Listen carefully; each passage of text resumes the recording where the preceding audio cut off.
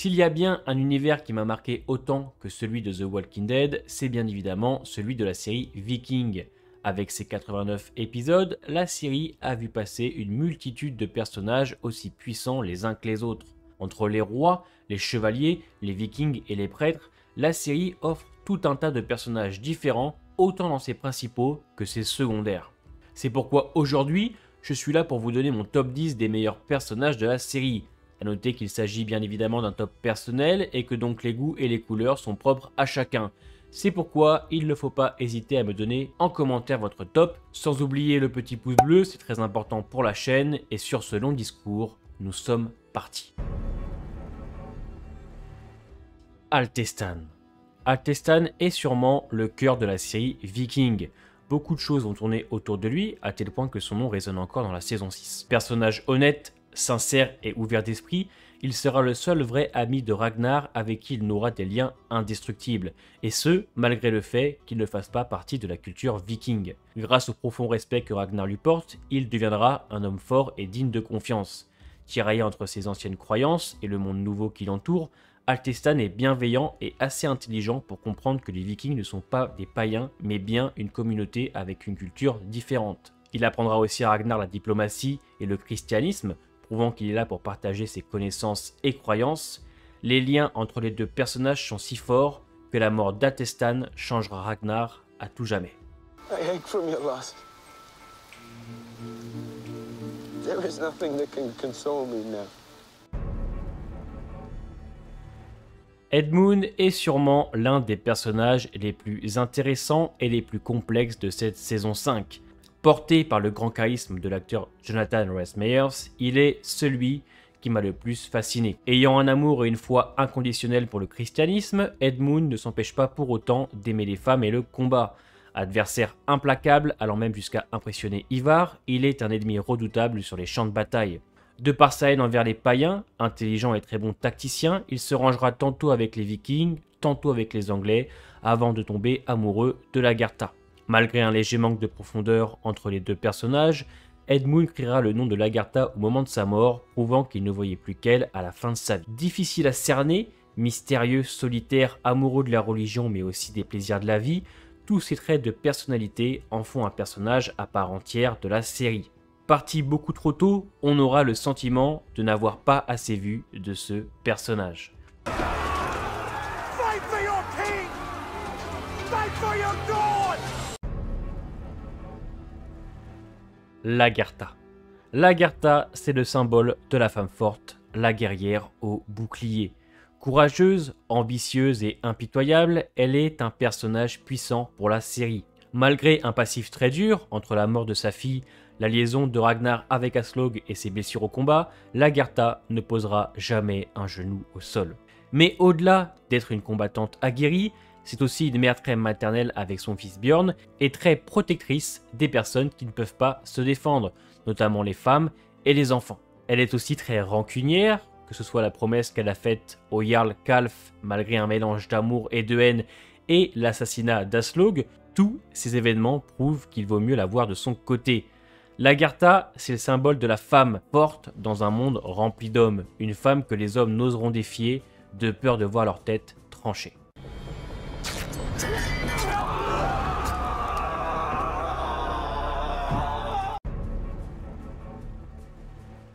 Ubbe. Ubbe, j'aime vraiment beaucoup ce personnage, et il est pour moi d'ailleurs un des personnages les plus sous-cotés de la série, étant donné qu'il apparaît un petit peu moins que ses autres frères. Loyal et très responsable, il rêve de paix et de prospérité comme son père Ragnar. Ayant un profond respect pour son père, ses frères et son demi-frère Björn, c'est aussi le plus fraternel et moralisateur des fils Lodbrok. Il est sûrement celui qui a hérité des bons côtés de son père, notamment l'art de la compassion, l'ouverture d'esprit et son sens du devoir. Mais Ubbe est aussi un guerrier très polyvalent, utilisant des haches, épées, couteaux ou boucliers, ce qui en fait un adversaire féroce au combat. Avec son ouverture d'esprit et son envie de voyager, il découvrira les terres d'or et terminera un des grands rêves de son père, vivre dans la prospérité et découvrir le nouveau monde.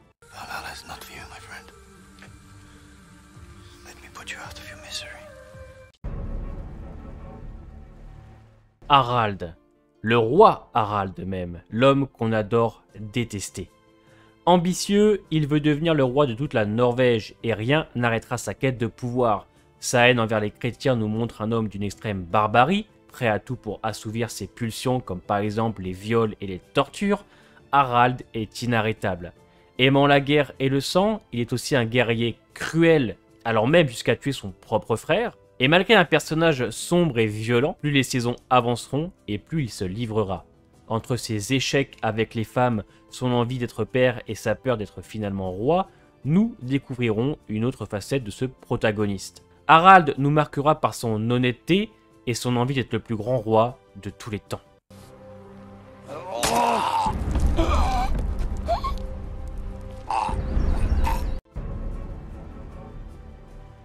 Floki.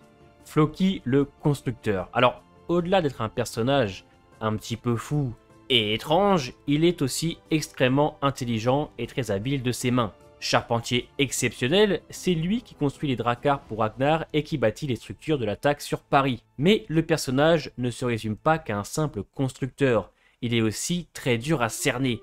Persuadé que Loki est son ancêtre lointain, c'est le plus religieux parmi le groupe de Ragnar. Perdu entre les voix et les visions de ses dieux, il ira même jusqu'à tuer Alcestan en prétextant que ce sont justement eux qui l'envoient. Avec son style de combat différent, ses mimiques, son rire et sa roublardise, Floki est un personnage qui marque par son côté très excentrique et énigmatique.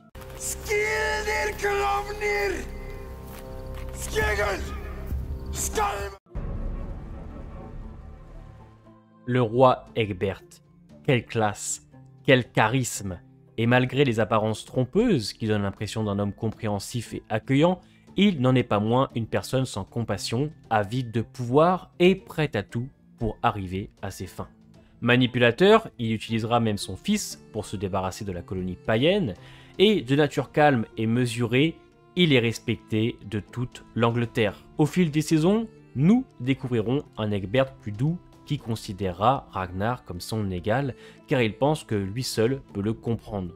Après les morts d'Alcestan et de Ragnar, le personnage se laissera dépérir, à tel point qu'il décidera de se suicider, décidant alors de sa propre mort. Egbert est un homme puissant, allant même jusqu'à se suicider plutôt que de mourir de la main d'un autre. Ce roi craint et redouté de tous marquera la série Viking à jamais. Aïe.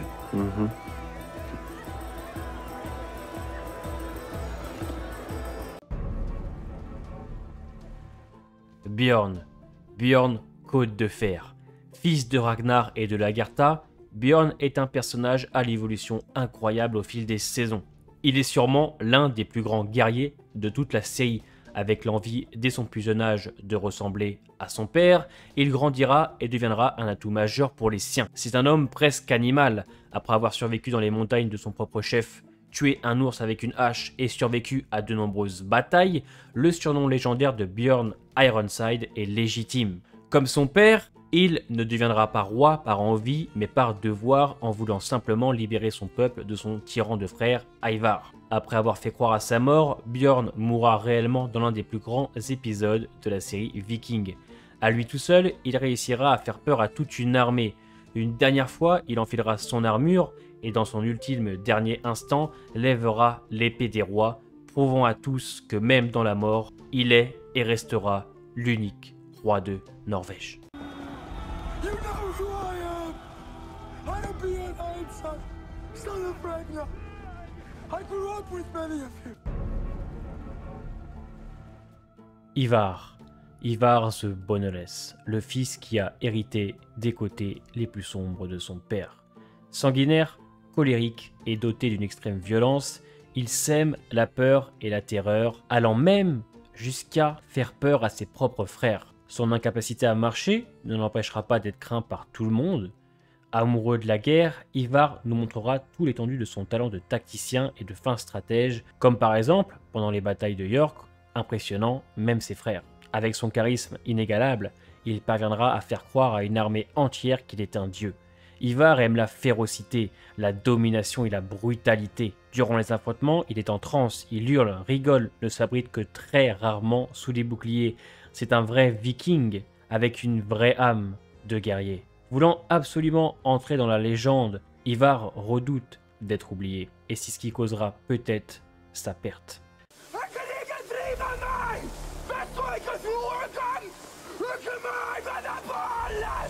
Mais avant de vous donner mon top 1, voici quand même quelques personnages avec une mention plus qu'honorable. On aura bien évidemment Alfred, le fils d'Altestan, digne héritier du roi Egbert, très ouvert d'esprit et voulant le bien. On aura aussi Witzerk, le fils Lodbrok, qui pour moi manque clairement de développement, mais a un côté vraiment très bestial lors des combats, et c'est bien dommage qu'on n'ait pas travaillé un petit peu plus ça. Mais il y aura aussi Gunhild, qui est un personnage qui m'a beaucoup marqué de par son honnêteté, son courage et sa dévotion. Et bien évidemment, le personnage de Rollo, qui lui aussi était avide de gloire et de reconnaissance, parfois allié de Ragnar qui est son frère et parfois son ennemi. Il est un personnage avec qui on a du mal à savoir sur quel pied danser, mais ce qui en fait aussi un personnage à part entière. Ragnar Lodbrok, le fermier devenu roi. Ragnar est incontestablement le plus grand personnage de la série Viking. Ambitieux, clairvoyant, intelligent et très ouvert au monde qui l'entoure, c'est un homme aux multiples facettes qu'il est impossible de ne pas apprécier. Ayant soif de conquête et de découverte, il fera la rencontre de celui avec qui il aura une des plus grandes connexions, Altestan. Cette amitié lui permettra de s'ouvrir au christianisme, ce qui le fera douter de sa propre religion, prouvant alors son ouverture d'esprit. Mais Ragnar n'a pas que des bons côtés. Il est aussi très impulsif, égoïste et peut s'adonner à des liaisons extra-conjugales. Parfois un peu fou, il donne à certains moments l'impression qu'il n'a plus toute sa tête. Toutefois, il sait aussi se montrer compréhensif, protecteur envers sa famille et surtout son peuple. Grand guerrier, craint de tous et qui, au fil des saisons, entre dans la légende, il est aussi fasciné par sa mort et, voulant être maître de son destin, ira jusqu'à choisir la manière dont il entrera au Valhalla. Ragnar, il inspire le respect. Il est traité avec honneur même dans les derniers moments de sa vie, ce qui en fait un des personnages les plus forts et une des plus grandes légendes de Norvège.